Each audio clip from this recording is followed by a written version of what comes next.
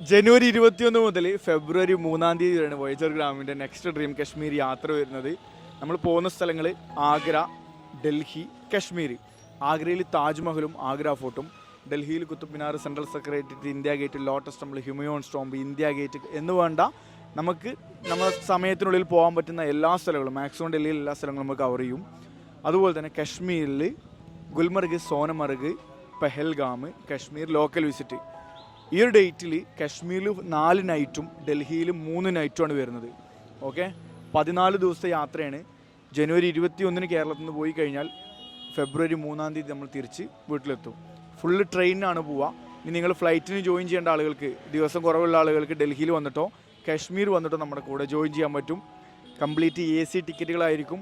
ഡൽഹിയിലും കശ്മീരിലും perfectly 3 star category rooms ആയിരിക്കും.